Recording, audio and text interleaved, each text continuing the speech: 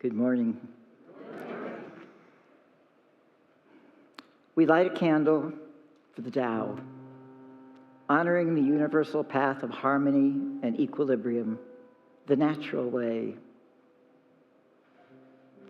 We light a candle for the shamanic traditions, honoring the beliefs and practices of all indigenous people, the way of primal spirituality.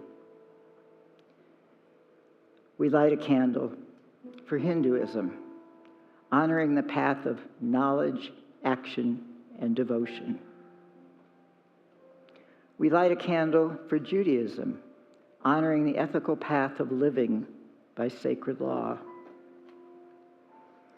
We light a candle for all forms of Buddhism, honoring the Four Noble Truths and the path of compassion. We light a candle for all forms of Christianity, honoring the Christ consciousness as the path of love. We light a candle for all forms of Islam, honoring the path of surrender to divine love as the highest calling. We light a candle for the universalistic religion of Baha'i, honoring the path of unity and peace. We light a candle for all forms of New Thought, honoring the metaphysical path of mental healing through the practice of universal spiritual principles.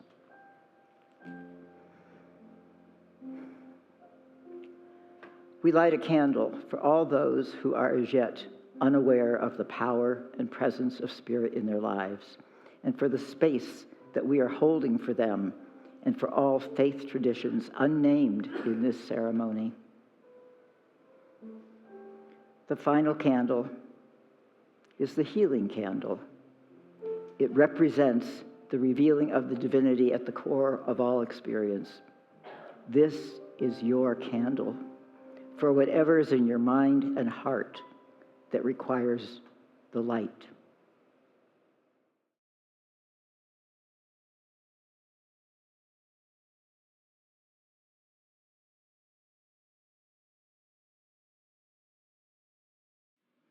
I didn't fully understand the relationships, the conflicts, or the emotional stakes. I witnessed conclusions.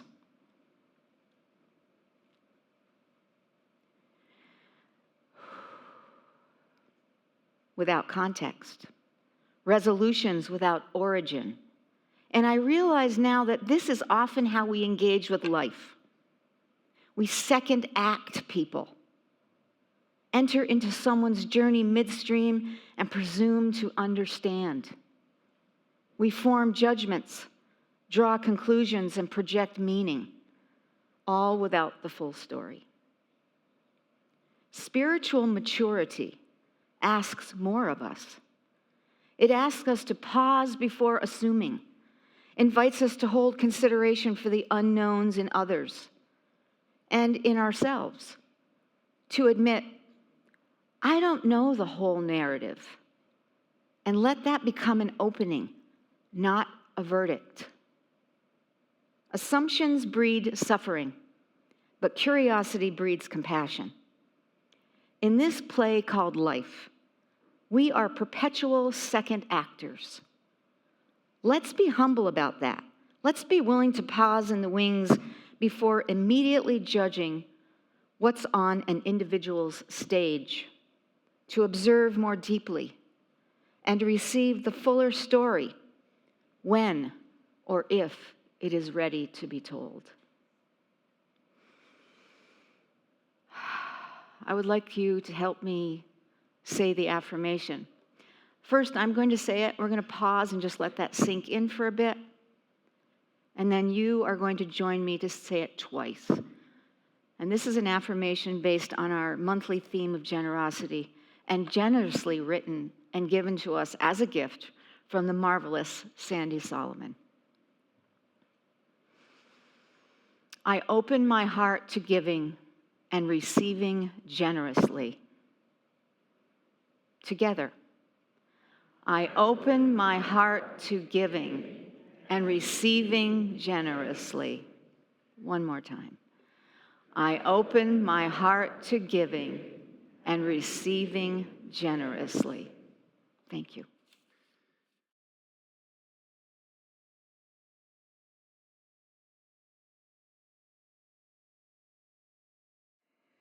Do you feel like you're someone that people can count on? This is a rhetorical question. You don't have to answer out loud.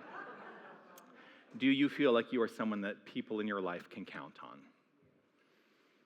I think that's probably true of everyone. Here's the thing. Would anybody ever deny that?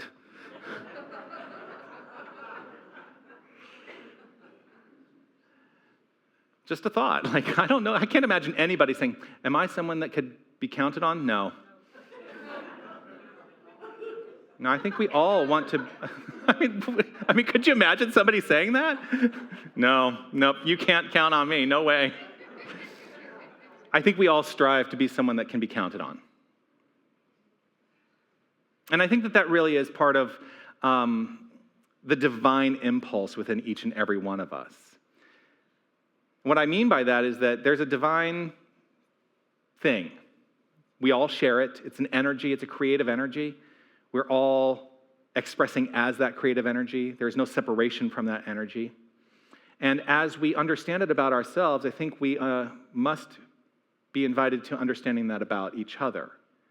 And so why would we ever not want to be someone who could be counted on? I don't think I would never want that to be my MO in life. I want to be someone that people can count on. Now, does that get challenging sometimes? It does. It does. You know, what if someone needs you right in the middle of you needing someone else? It can be hard to be there for someone, but you know what? That interaction may be supportive on both sides. Think about that. If someone is reaching out and saying, I need your support, and you're saying, but I need support, maybe we can turn to each other and say, well, let's support each other. There's a divine impulse in each and every one of us that draws us into this greater understanding, this greater desire to be present for one another. At least there is for me. How about you? There's a question that sometimes comes up in spiritual circles because it's a question that draws a lot of people to spiritual community and to a spiritual philosophy. And the question is, what is my purpose in life? What is my purpose? Why? Essentially, the question really distills down into this. Why am I here? Like, what is this all about? And the challenge is, I've been studying this a long time, and I still haven't found the answer. I don't know why we're here. I don't know what this is all about, except I do have some ideas through my time serving in ministry, my time in exploring the human condition, which has been basically my whole life, even before ministry. You know, being an actor as a profession prior to my being a minister was another way of exploring humanity. And so I've always been in this pursuit. There's a meme that goes around once in a while on Facebook and Instagram, and it's just this little graphic, and I always pause to read it whenever it comes up because I really love what it offers. And it's basically, this is how it reads. It says, "What is my purpose in life?" I asked the void. "What if I told you that you fulfilled it when you took an extra hour to talk to that kid about his life?" said the voice. "Or when you paid for that young couple in the restaurant, or when you saved that dog in traffic, or when you tied your father's shoes for him." Your issue is that you've been taught to equate your purpose with goal-based achievement. The universe isn't interested in your achievements, just your heart. When you choose to act out of kindness, compassion, and love, you are already aligned with your true purpose. No need to look any further.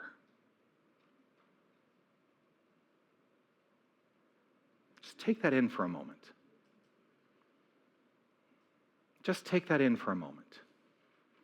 How many of us, again, rhetorical, you don't have to raise your hand, you don't have to answer this, but just consider for yourself, Was I taught, and do I still hold in my inner belief system that achievement is the goal, that my purpose is to be an achiever in life? I still live from that point of view. I still live from that point of view in ministry. I want this place to be successful, right? I want us to be a successful, thriving spiritual community. And the great news about that is we are. And the challenging news of that is we are. Because what it kind of does is it brings up in me, oh my gosh, well, I want the next thing, and I want the next thing, and I want the next thing, and I want the expansion, and the expansion, and the expansion. I'm like, you know what? Maybe my purpose in life is to serve what is right in front of me. That's what's most important. And as I serve what is in front of me and encourage others to serve what is in front of them, then we collectively become a place of safety, of security, of spiritual resilience. And we embolden our spiritual community to take this beyond these walls out into the world, to say yes to supporting those who do need that extra support. And there's a lot of extra support that is called upon right here in this world right now. The fifth principle, as articulated in the unity teachings, is all about choice and action. The fifth principle, it is not enough to understand spiritual teachings. We must apply our learning in all areas of life, incorporating them into our thoughts, words, and actions. That's why I love reflecting on the peace candle, remembering that it is an inside job. That inner peace is an inside job. But I believe there should be an impulse from that inner peace into action in life that supports that inner peace, understands it about the self, understands it about every single person we encounter, and let that be articulated in every way in our interactions with one another, because then we truly are creating peace in the world. Well, we can replace the word peace with joy. We can replace the word peace with love. We can replace the word peace with zeal. We can be all of these things. We can be all of these attributes, these faculties of divinity, inform and embolden the world into greater expressions of itself. We are not here to just look through a book, study a principle intellectually, and then go about our day as though it doesn't matter. Because I do believe it matters. I believe it matters who we choose to be and how we choose to express in this world. So with that in mind, I ask you this question. Again, rhetorical. Or as Reverend William likes to say, a Jay-Z question. Not Jay-Z, and I just want to be really clear. I was Jay-Z before Jay-Z was Jay-Z. Just putting that out there. Because I'm not Jay-Z. I'm not that Jay-Z. Okay, so I have to tell you a side story. You're going to laugh. And this side story has nothing to do with my message today. In 2008, I was cast in a production of a brand new musical. The idea is that this musical was going to get locally or regionally produced, and then it was on a Broadway track, right? And it was a hip hop musical.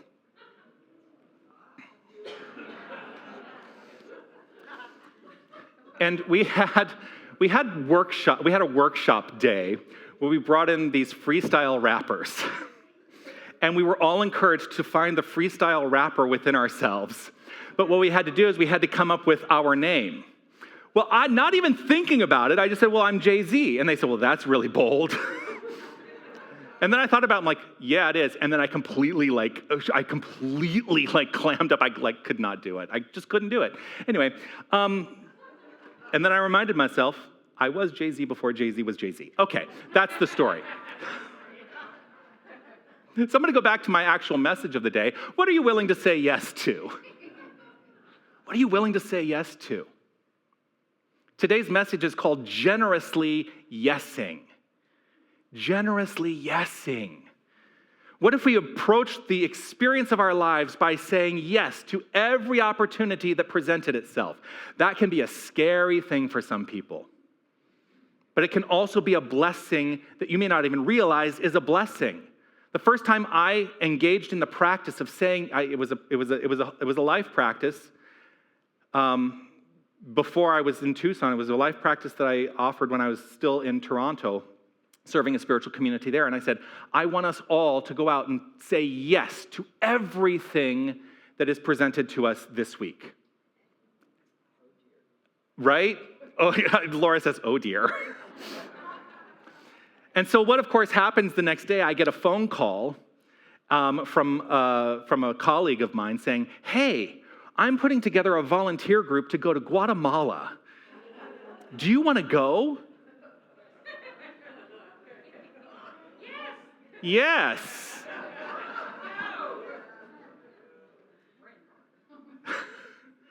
And the thought of going to Guatemala at that time scared me. It really did. It scared me. Because, I've had a little bit of a insular experience in mostly I lived in the United States, I lived in Canada, but not really experienced other cultures in that way.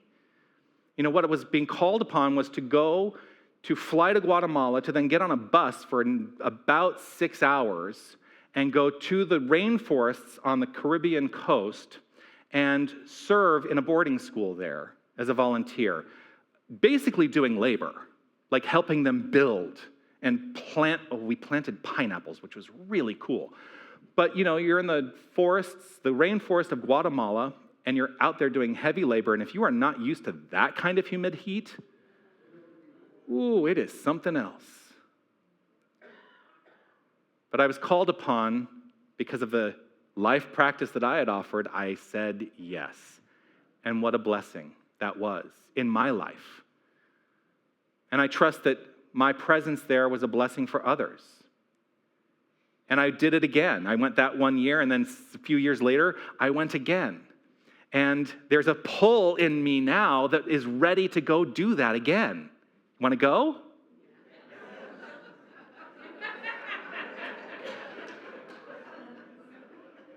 I heard a lot of yeses. Here's the thing, I can make it happen. We can put that together. I can make that happen. And so if you're serious about that yes, then I think that there is a new plan in the works for Unity of Tucson to go be of service in Guatemala.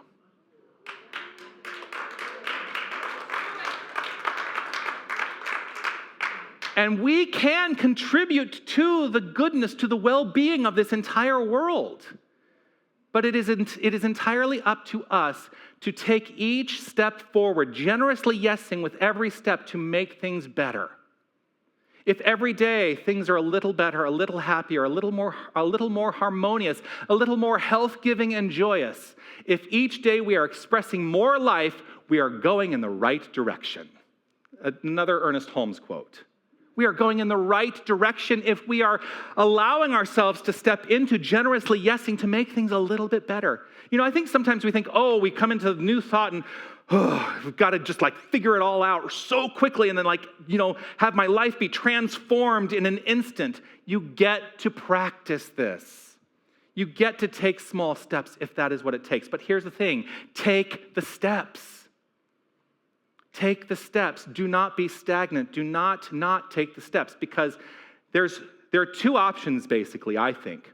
There is evolution and devolution. And we are never stagnant. And if we are not evolving, then we're working in the opposite direction. And you know what? We can devolve into oblivion. And so what side of the equation do you want to be on? Generously yesing is saying, I am giving in and allowing myself to evolve spiritually in every moment and let that spiritual nature within me inform how I choose to be in this world. And you know what I have found is the most spiritual practice, the most benevolent spiritual practice of all, to be of service to others.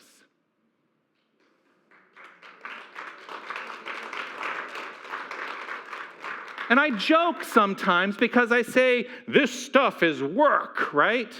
It is. You have to work this stuff.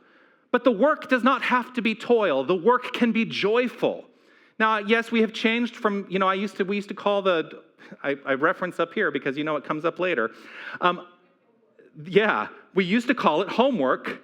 And then we said, well, people don't like the sound of work, so we changed it to home practice, right? And then grateful to Reverend William, we've now changed it to life practice, because it's not just about 1 week of doing something. It's about inviting a new habit, a new pattern of beingness in our minds and in our hearts that is going to serve not only us, but the world.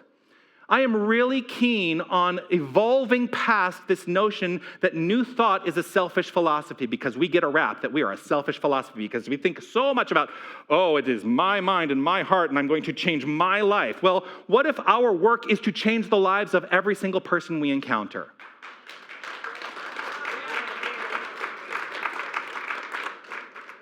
Michael Beckwith famously decided to articulate these kingdoms of consciousness, right? And he basically says this is the journey through the experience of life, that life happens first to me, then life happens by me, then life happens through me, then life happens as me. And I think that there is the fifth kingdom of consciousness beyond that I am really keen on sharing with the world, and that is this: life happens as we. That's the truth. And let us come together to, yes, we get to be a little selfish, but in that selfishness, let us also be selfless by sharing what we have learned in our spiritual journey with every single person we encounter, to move forth from that point of view, to allow ourselves to generate magnificence in this world. Not by trying to coerce it into happening in this world, but by being the magnificence first and foremost, and letting that invite us into spiritually motivated, heart-centered action in life. We have the capacity to do this, every single one of us. And you know what? I know some people.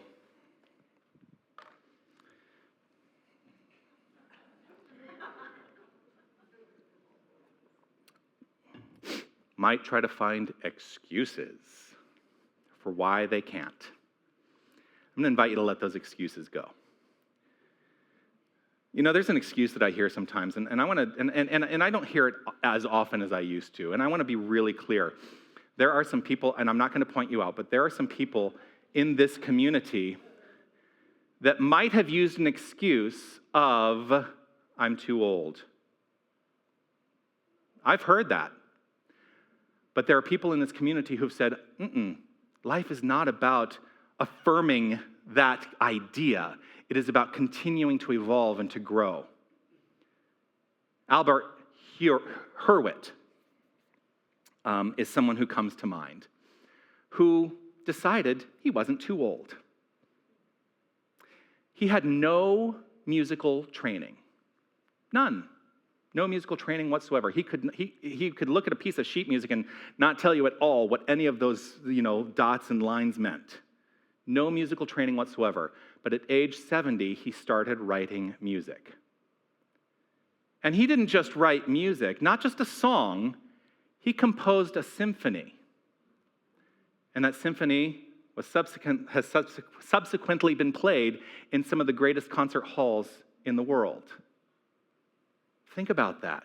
What if he had let the idea of age stop him? If that's a stopper for you, let it go.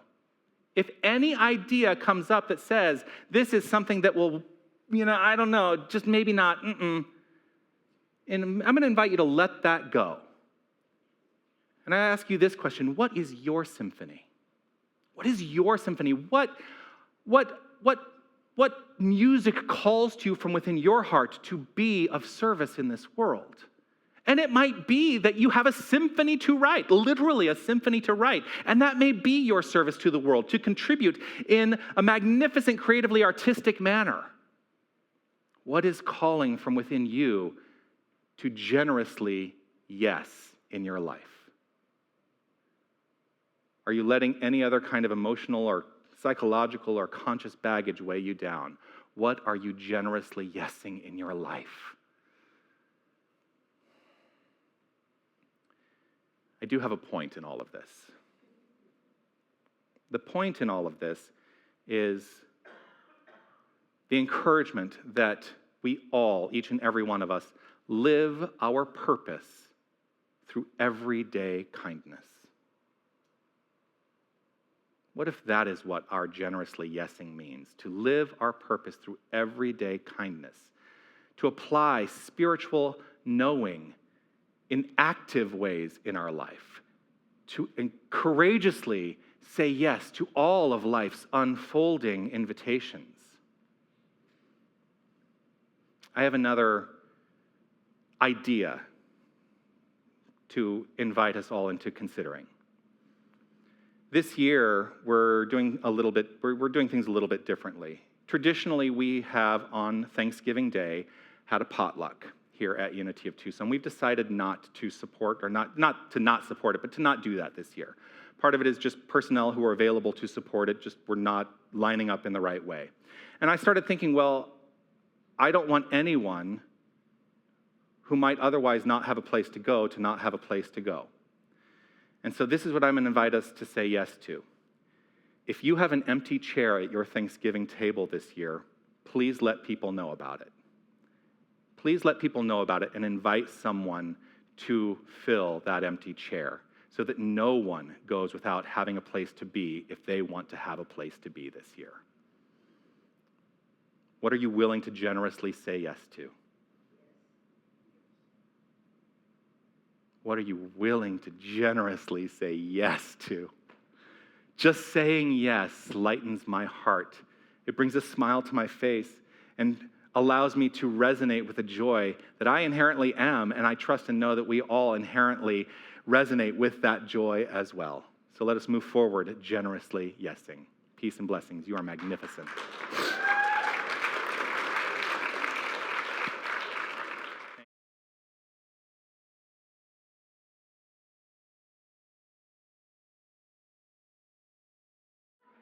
Now, the life practice this week is this. I want us each to begin each day affirming, today I say yes to being the presence of love. And look for at least one opportunity to express generosity through kindness, time, or attention. And then at day's end, reflect on how that simple yes expanded your sense of purpose and joy. And again, yes, we say this is a life practice now, and so this may be something that we can put in our spiritual toolbox so that it moves beyond just an experience of this week into becoming a life practice. That is what I'm offering here and now, today and forevermore. Thank you.